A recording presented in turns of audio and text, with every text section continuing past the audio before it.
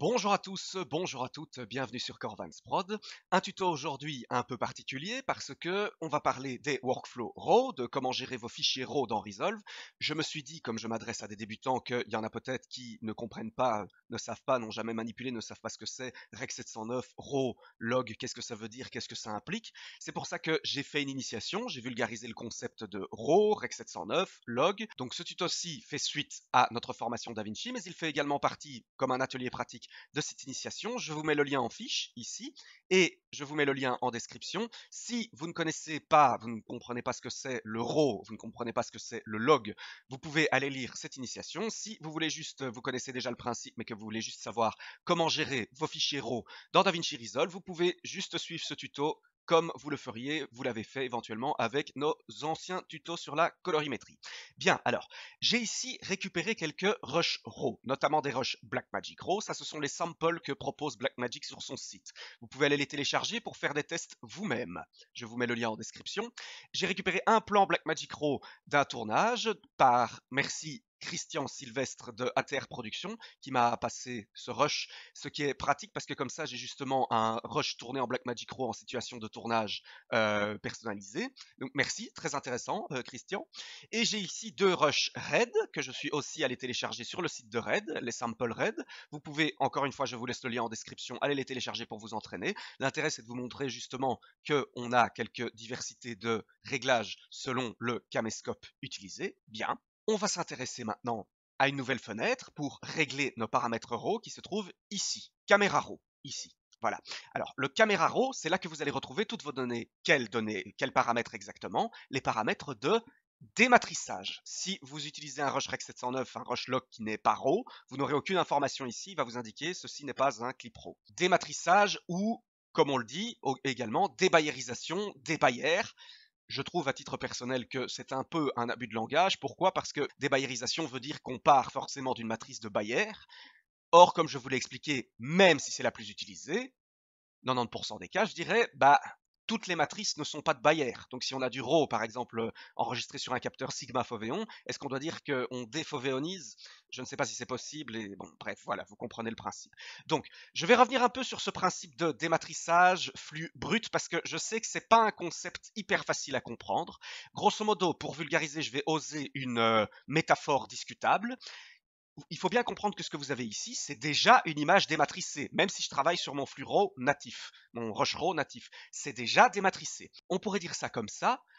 Le flux brut que vous avez dans votre matrice, le flux RAW, donc qui a été enregistré, les flux bruts en RAW, c'est tout ce que votre capteur est capable de capter, autrement dit, métaphoriquement, tout ce qu'il peut voir.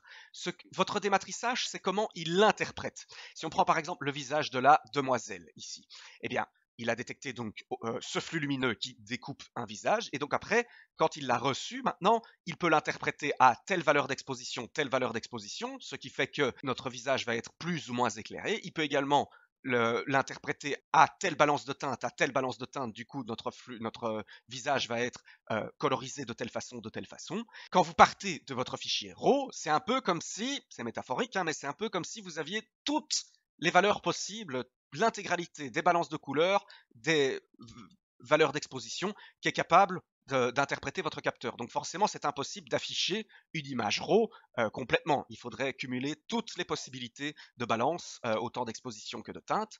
Donc du coup, ce que vous avez ici, c'est déjà dématricé. Dématricé comment? Eh bien, c'est dématricé avec les réglages ici, qu'on a dans Camera Raw. Par défaut, il y a des réglages qui sont appliqués, c'est comme ça qu'il va être dématricé. Pour revenir un instant, pour que vous compreniez bien le très grand intérêt du RAW dans le processus d'étalonnage, de travailler sur des fichiers RAW dans notre processus créatif d'étalonnage. Je vais vous montrer un petit exemple. Rassurez-vous, je reviendrai sur les réglages après. Hop. Voilà, je vais revenir sur un plan hyper surexposé. Voilà par exemple. Alors je sais, j'exagère, je suis sûr que même le plus mauvais directeur photo, le plus mauvais cadreur ne raterait pas une exposition à ce point. C'est juste vraiment pour vous illustrer l'intérêt du RAW. Imaginez maintenant que nous ayons capté cette image en Rec 709 natif, donc enregistrée, dématricée comme ça. Quel va être le problème? Pour cela, je vais faire rapidement un pré-rendu, je vous en reparle après. Voilà, j'ai fait mon pré-rendu et je pars ici en fait d'un fichier Rec 709 enregistré tel quel. Et donc, quel est le problème ici? Si par exemple, j'essaye maintenant de corriger cette surexposition,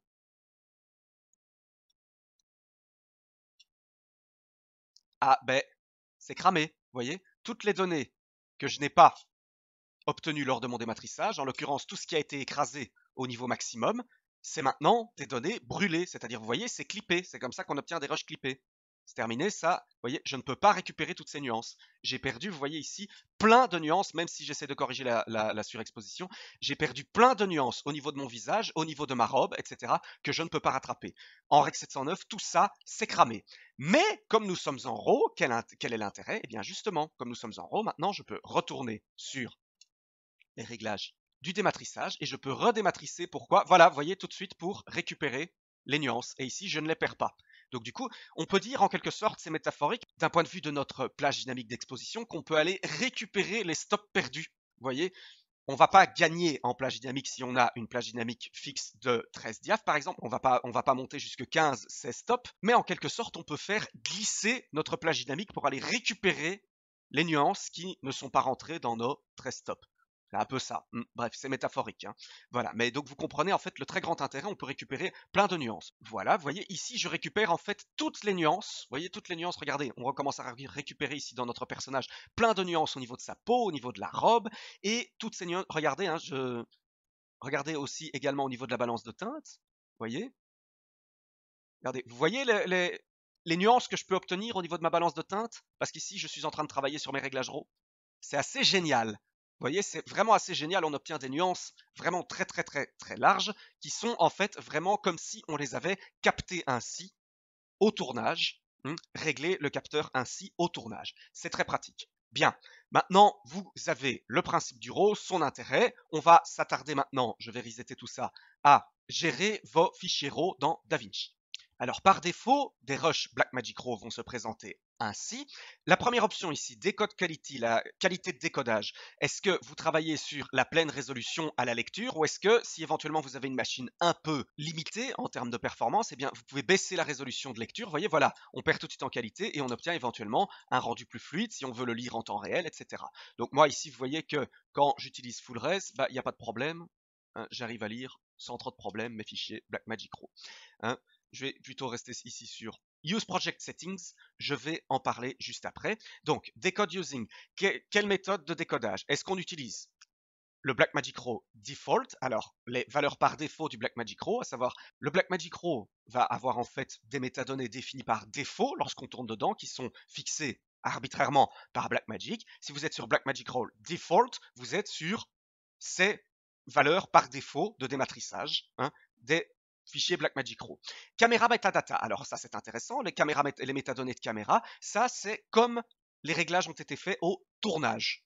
80% du temps, quand je travaille en RAW, 80% du temps c'est ce que j'utilise comme réglage. Je reviens éventuellement uniquement pour certains clips. Pourquoi? Je vais vous expliquer après. Hein. Mais donc voilà, caméra metadata, c'est vraiment comme la directrice photo ou le directeur photo, comme le cadreur, la cadreuse, ont calibré sur le tournage, ça a été enregistré dans les métadonnées de caméra et donc on peut retrouver à comment on réglait le capteur, l'équipe image au tournage. Projet, je vais revenir dessus juste après, et clip, là vous voyez que quand je passe sur clip, tous mes réglages ici deviennent accessibles. Et là maintenant donc quand je passe sur clip, je peux commencer à les changer, ces réglages au niveau manuellement. Je ne vais pas parcourir tous les paramètres avec vous, ce serait beaucoup trop long, je vous invite plutôt à télécharger les rushs et à tester chez vous pour un peu voir ce que vous pouvez faire. Mais donc grosso modo, ici vous allez agir au niveau de vos paramètres de dématrissage, par exemple la balance des blancs.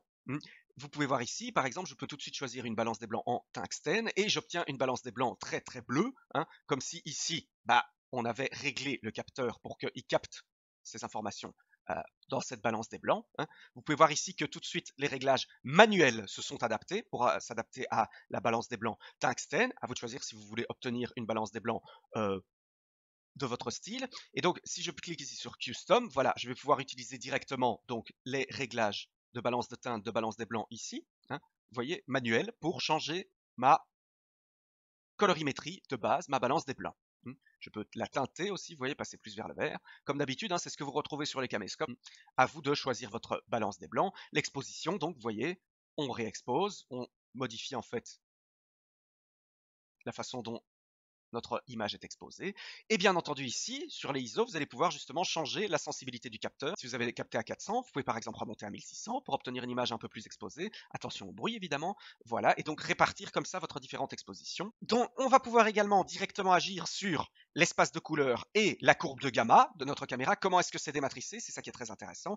Je vais revenir dessus, on ne va pas voir ça en détail pour l'instant, parce que ça en fait j'en parle justement après dans mon initiation. Là on parle des logs, on parle de la courbe de gamma et de l'espace de couleur. En fait ici le principe de base il est très simple. Quand vous travaillez en RAW, quand vous avez des réglages de dématrissage, vous pouvez très bien dire que vous dématrissez non pas vers un espace Rec 709, non pas dans une courbe de gamma Rec 709, mais que vous dématrissez selon une courbe de gamma personnalisée, une courbe de gamma, je sais pas moi, ici ce qu'on a comme en Blackmagic Design, en linéaire, en Vlog, vous voyez, en Vlog, le Vlog du Panasonic par exemple, hein, etc. Ou alors ici en Color Space, donc on peut retrouver d'autres espaces que le simple Rec 709. Par exemple. Je vous parle de tout ça dans le prochain tuto, le prochain atelier pratique qui parle du log. Hein, donc ça, c'est très intéressant, ce qui fait que vous pouvez cumuler workflow raw et workflow log. Ici, par exemple, ben, ce qu'on peut faire, c'est que on peut définir une courbe de gamma, par exemple, de Blackmagic Design, etc. Et ensuite, utiliser une lutte pour normaliser et donc tirer parti en plus du raw, d'une plage de nuances réduite pour pouvoir en disposer un maximum dans notre dématrissage final. Vous voyez, donc ça peut être très intéressant également. Je reviendrai dessus. Pour ça, il faut évidemment que je vous parle du log d'abord. Et donc, regardez ici par exemple, si je décide de normaliser, de sortir en courbe de gamma Rec 709, voilà, mes gamma control ici ne sont plus accessibles. Pourquoi? Parce qu'on définit donc une courbe de gamma définitive. Par contre, en revanche, si je passe ici sur Blackmagic Design Custom par exemple, hop, je peux agir sur la courbe de gamma, donc la courbe de réponse des tons de mon capteur, et changer la façon dont mon capteur va répartir le contraste et la saturation de mon image finale. Vous voyez? Ainsi, par exemple. Là, je change le contraste, j'écarte, etc., etc., etc. Je vous laisse, je ne vais pas parcourir tous les réglages. Je vous laisse donc essayer chez vous, vous-même, voir un peu ce que vous pouvez faire. Alors, je vais resetter tout ça. Donc ça, ce que j'ai fait ici, ce sont des réglages de dématrissage pour un clip. Mais par exemple, ce que je pourrais me dire, c'est que je voudrais partir d'un réglage de dématrissage tel. Donc par exemple, ici j'ai défini en clip, voilà, je sais pas, 800 ISO, autant de valeurs de couleur, une telle balance des blancs, tatatati. Et je pourrais me dire, voilà, j'aime bien ce rendu de base. Donc du coup, ce que je voudrais, c'est que on parte de cette balance de teint, de ces réglages de dématrissage pour tous mes plans, dans toute la timeline par exemple. Et puis ensuite, après, au niveau de chaque plan, eh ben, je repars de ce dématrissage pour mon étalonnage par exemple. Et bien à ce moment-là, on va aller ici, vous voyez, dans les Project Settings, et on va s'intéresser au Camera Raw. Et donc, dans le Camera Raw, on va pouvoir choisir ici le type de RAW, Blackmagic Raw. Par exemple, on va pouvoir choisir la qualité de décodage, si on veut être en full res, si on veut être en résolution demi, en 1/8, etc. Si on veut avoir un petit peu plus de fluidité. Le decode using, donc ici vous voyez, si je suis sur caméra metadata, sur tous mes clips, je reprends les métadonnées de caméra, donc telles qu'elles ont été fixées par l'équipe image au tournage. Blackmagic Raw Default, tous mes clips dans tout mon projet en Blackmagic Raw vont se fixer sur le Blackmagic Raw par défaut. Et alors par contre, j'ai un réglage ici qui est projet. Voilà. Et donc en projet, qu'est-ce que je vais avoir ici au niveau de Project Settings? Je vais avoir en fait, vous voyez, mes réglages comme on les retrouve ici dans Camera Raw. Et donc en fait, ce que je vais avoir ici, vous voyez, la balance des blancs, je peux évidemment la customiser pour récupérer, vous voyez ici, les réglages comme ceux qui sont là, hein, qu'on retrouve, et par exemple changer l'exposition, ou un peu la baisser, de mes différents rushs Blackmagic Raw, voilà, changer la température de couleur, etc., etc., etc. Donc, et au niveau de ma courbe de gamma, ici j'ai également les réglages de ma courbe de gamma, donc je peux repasser ici sur Blackmagic Design Custom au niveau de ma courbe de gamma pour la customiser, la courbe de gamma, la courbe de réponse des tons de comment va être interprétée mon image. Par exemple, je sauve, et donc maintenant ce que je vais pouvoir faire, vous voyez, ici je suis en clip, je passe sur projet, et là voilà, hein, j'ai les réglages de dématrissage tels qu'ils ont été définis dans mes réglages projet. Je peux repasser ici, projet, hein, ici, projet également, et donc tous mes rushs vont partir de ces réglages de dématrissage. Vous voyez, très intéressant. Et donc maintenant, si vous avez peut-être pas assez de nuances, vous pensez que ça ne fonctionne pas très bien sur l'un des clips, hein, et bien alors à ce moment-là, sur ce clip-là en particulier, vous repassez en clip et vous changez sur ce clip-là. Bien, voilà, ça c'est le principe de base, comment gérer vos RAW. On a vu ici l'exemple du Blackmagic Raw. Avec nos fichiers RED, ça va être un peu différent. C'était ce que je voulais vous montrer. Je vais passer ici en clip. On va avoir, selon le fabricant, on va avoir des réglages différents. Ici, vous voyez, si je pars sur ma caméra RED, j'ai des réglages complètement différents. Alors, je ne vais pas revenir dessus, encore une fois, tous les parcourir parce que, voilà, je vous invite plutôt à télécharger les rushrettes pour vous faire votre propre idée. Mais on va retrouver un peu la même chose, vous voyez. Donc, vous connaissez le decode quality, le decode using. Et donc, par exemple, on peut retrouver ici la courbe de gamma. Vers quoi est-ce qu'on va dématricer? Par exemple, ici, je peux faire normaliser directement en Rec 709, par exemple. Donc, je fais Rec 709 et je vais faire ici, dans l'espace de couleur dématricé en Rec 709. Par exemple, voilà. Oui, je sais, il y a des étalonneurs, ils auraient une crise cardiaque, ils tiqueraient s'ils voyaient ça. Oui, je sais. C'est certainement pas la meilleure manière de tirer parti des nuances qu'est capable de capter une caméra RED. Je sais, je sais. C'est juste pour l'exemple. Ici, vous voyez, j'ai normalisé directement en Rec 709, donc je pars en quelque sorte de l'image qu'on obtiendrait sur mon support de diffusion, puisque 80% du temps, grosso modo, si je pense que vous-même vous travaillez pour le web, vous travaillez, enfin, la grosse majorité de mes suiveurs vont faire des travaux en exportant pour le web pour la télévision, donc on est déjà normalisé au standard de notre support de diffusion. C'est ce qu'on appelle un flux output revert. Je vous en reparlerai dans l'atelier pratique suivant, le tuto suivant sur le log. Et donc ici, on va retrouver différents réglages. Par exemple, ici, je désature. Voilà. Ici, je désature, j'augmente le contraste. Et si je veux obtenir effectivement, voilà, vous voyez ici, j'obtiens une image qui commence à me plaire avec un requin qui est plutôt neutre, vous voyez, et une image ici au niveau de notre fond qui est plutôt sombre. J'ai monté un peu ici l'exposition pour que mon requin ressorte un tout petit peu, je dis bien un tout petit peu, pas trop, hein, de notre rond. Je vais remonter un peu le contraste, voilà. Et là, vous voyez, j'obtiens un requin bien décroché, par exemple, et pour moi, c'est intéressant après pour repartir de ce dématrissage et commencer mes réglages, par exemple, en primaire, et commencer à coloriser. J'aimerais quelque chose d'un peu plus bleu, par exemple, un peu plus cyan bleu. Voilà, vous voyez. Et ici, j'obtiens déjà une image que je trouve plutôt pas mal de mon requin, par exemple. Donc voilà, ça c'est un exemple. J'ai fait un dématrissage plutôt neutre, hein, en normalisant ma colorimétrie vers le Rec 709 pour ensuite repartir vers une colorimétrie manuelle avec les outils que vous connaissez. Mais si je trouve que je suis trop limité au niveau de mes nuances que j'obtiens après ce dématrissage, il n'y a pas de problème, je reviens sur les réglages de dématrissage et hop, hein, je change pour obtenir beaucoup plus de nuances. Et croyez-moi, avec les caméras RED, on peut obtenir énormément de nuances. Alors justement, pour parler un peu avec ce que je viens de vous montrer de comment régler correctement ces réglages de dématrissage, en règle générale, je dirais, on va essayer de partir d'une image équilibrée, la plus neutre possible, et on va vraiment fixer, par exemple, si je pars de celle-ci, hein, je vais faire clip ici, hein, avec ma caméra RED, je vais essayer vraiment de partir d'une image assez neutre. Vous voyez, celle-ci est peut-être un tout petit peu trop contrastée, donc je vais essayer, par exemple, de baisser le contraste. Voilà, pour récupérer un peu de plage, un petit peu de détail au niveau de mes zones les plus sombres. Au niveau de ma balance, je vais essayer d'être un peu neutre pour ensuite faire mon grading avec mes outils généraux.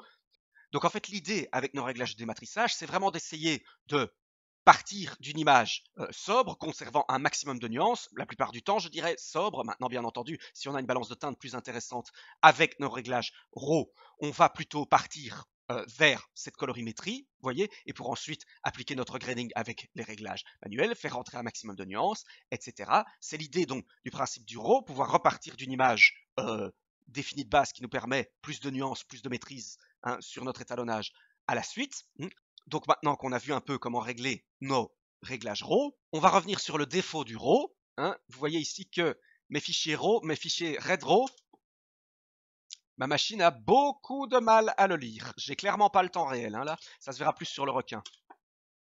Voilà, vous voyez, donc ça s'accate beaucoup et je n'arrive pas du tout à avoir un temps réel parce que ce sont des fichiers très lourds, très difficiles à régler. Toutefois, c'est pour ça que j'ai fait le défaut ou pas dans l'initiation. Il semblerait que ce défaut soit définitivement corrigé, enfin définitivement peut-être. Par exemple ici, les Rush Blackmagic Raw, vous pouvez voir que malgré le fait que j'ai pas fait de proxy ni quoi que ce soit, ben ça se lit, j'arrive à les lire sans trop de problèmes en résolution maximum, et ce, quel que soit le rush. Donc ça c'est très intéressant. Donc depuis l'arrivée du ProRes RAW, depuis l'arrivée du Blackmagic RAW, on a des fichiers RAW qui sont quand même très faciles à lire sur une station. Donc c'est peut-être un défaut qui est définitivement résolu. Alors je sais que le ProRes RAW ne fait pas l'unanimité. En tout cas, c'est ce que j'ai lu sur certains retours sur le web. Je ne me prononce pas, j'ai jamais utilisé de ProRes RAW, hein, donc là-dessus, je ne vais pas me prononcer. Au niveau du Blackmagic RAW, ici, j'ai pas assez utilisé pour pouvoir me faire une idée définitive, mais jusqu'ici, moi, je suis très satisfait des nuances qu'on obtient. Même ici, par exemple, si je prends le plan de Christian Sylvestre, on peut obtenir des nuances qui sont très, très, très bonnes. Regardez, par exemple, je peux changer ici,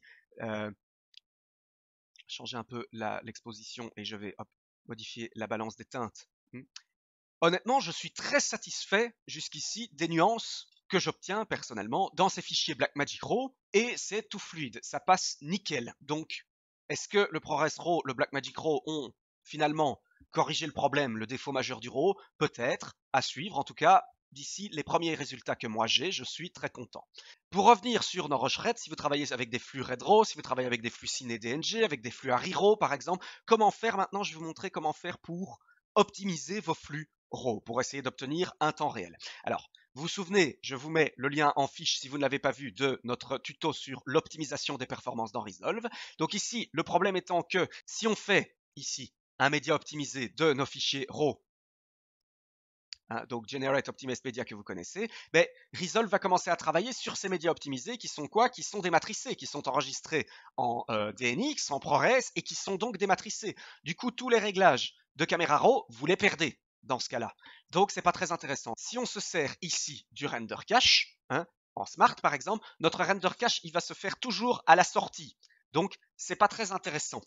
C'est pas très intéressant parce que du coup, si vous faites le moindre réglage, que ce soit au niveau des réglages de caméra RAW ou que ce soit au niveau de vos primaires corrigés avec les roues, etc., comme le render cache en Smart se fait toujours à la fin, Resolve va devoir à nouveau, à chaque fois que vous allez faire la moindre modification, redématricer, recalculer le rendu, recalculer l'effet et refaire le render cache. Vous voyez? Donc du coup, ça va pas être intéressant. La moindre modification et vous allez devoir attendre que votre render cache à nouveau se refasse. Donc du coup, ce qu'il faut faire ici, par exemple, c'est décider d'appliquer notre render cache à un niveau de notre travail. C'est pour cela qu'ici, je vais voir une nouvelle option que je n'ai pas vue dans mon tuto sur l'optimisation des performances, qui est le render cache en mode utilisateur. Voilà. Et donc maintenant, par exemple, à partir d'ici, je vais faire un -s, une node avant, ici, ma correction. Et donc à partir d'ici, vous voyez ce que je vais faire? Je vais partir de cette node-là et je vais par exemple dire ici que je fais mon cache en mode utilisateur à partir d'ici. Pour cela, je vais faire un clic droit et je vais faire node cache on. Voilà, vous voyez que ma node devient rouge. Et il va falloir attendre, on va attendre un peu qu'elle se rende. Dès qu'elle sera rendue, elle va devenir bleue. Voilà qui est fait. Je vous rappelle que ce cache arrive dans les formats ici que vous avez définis, les codecs que vous avez définis ici dans Master Settings.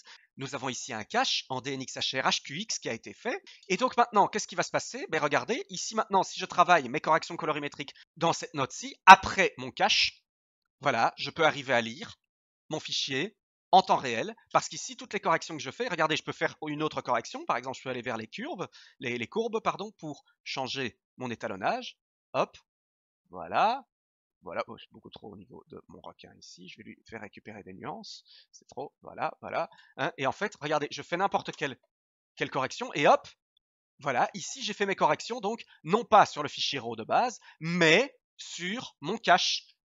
Alors évidemment, ici, si je travaille ici, je vais être limité selon la plage dynamique numérique dans laquelle j'ai enregistré mon cache. Donc du coup, si je veux récupérer des nuances au niveau de mon caméra RAW, il me suffit donc de revenir sur mes réglages de dématrissage. Je change mes réglages de dématrissage, j'attends que le cache se rende à nouveau et hop, je peux repartir avec mes corrections colorimétriques sur ce cache. Vous voyez? Et là, j'ai toujours le temps réel. Vous voyez? Voilà. Une solution très pratique donc pour optimiser vos flux RAW. C'était une chose que je n'avais pas encore vue, le render cache en mode utilisateur. Voilà. Cela peut vous aider pour tous vos flux RAW. Alors, donc je vous laisse un peu jouer avec les paramètres RAW pour voir ce que vous obtenez comme nuance. Pour finir, je vais revenir sur ce que je vous disais. J'utilise à 80% du temps les métadonnées de caméra. Pourquoi? Je vais dire que les réglages de dématrissage à utiliser avec parcimonie. Pourquoi? N'oubliez pas que vous avez une équipe image, enfin tout du moins si vous travaillez sur un long métrage, sur un court métrage ou n'importe quel projet en collaboration avec une équipe image, c'est-à-dire que vous avez un réalisateur, une réalisatrice, vous avez un directeur photo, une directrice photo, vous avez un cadreur ou une cadreuse sur votre tournage, ils ont choisi des paramètres de leur capteur. S'ils ont choisi ces paramètres, c'est pas pour rien. Faut pas oublier, ils ont le réalisateur ou la réalisatrice, elle a vu, elle a dit voilà, ça c'est très bien, j'aime bien. Le directeur photo ou la directrice photo, bah, ils ont regardé, ils se sont dit voilà, comme ça on obtient un très beau rendu, etc. sur leur moniteur de référence par exemple. Donc du coup, ne pas oublier une chose, si vous modifiez ici les réglages hein, de vos paramètres RAW, vous cassez, en quelque sorte, oui, on peut dire ça, vous modifiez tous les paramètres qui ont été prévus sur le tournage pour obtenir telle image. En règle générale, votre travail d'étalonneur, c'est pas de casser, c'est pas de remplacer le travail de l'équipe image, c'est de le sublimer, de le complémenter. Donc du coup, à utiliser, je vais dire quand même avec parcimonie. Voyez également avec votre directeur, votre directrice photo, votre réalisateur, votre réalisatrice, si elle est satisfaite. Moi, par exemple, si je prends l'exemple de l'étalonnage du cri du Mérou, Patricia, la réalisatrice et directrice photo, m'a donné: ah voilà, j'ai fait des tests dans Resolve, applique ces paramètres RAW, j'aime bien ce rendu là, là, là. Et donc ça, qu'est-ce que j'ai fait? Eh bien, j'ai appliqué ces paramètres dans le caméra RAW du projet. Et on est parti de ces réglages RAW là. En règle générale, si j'utilise les paramètres RAW, c'est pour un plan défini, et c'est éventuellement si je trouve que je n'obtiens pas une nuance, une balance des teintes par exemple avec mon étalonnage suffisamment douce, donc je peux essayer de retourner sur les réglages RAW pour obtenir, pour faire un peu changer le dématrissage, l'interprétation de mon capteur pour obtenir quelque chose de plus nuancé, etc. Donc à utiliser, je dirais vraiment avec parcimonie. N'oubliez pas que si vous les changez drastiquement, vous cassez le travail de l'équipe image. L'équipe image peut ne pas être contente. Bref, voilà. Donc voilà, c'était le principe ici du RAW, comment l'utiliser pour optimiser votre flux, donc comment gérer vos flux RAW. Je vous laisse un peu maintenant vous amuser avec les différents réglages RAW, les rushs RAW dont vous pouvez disposer, et je vous dis à tout de suite pour l'initiation, l'atelier pratique sur NoRush Log.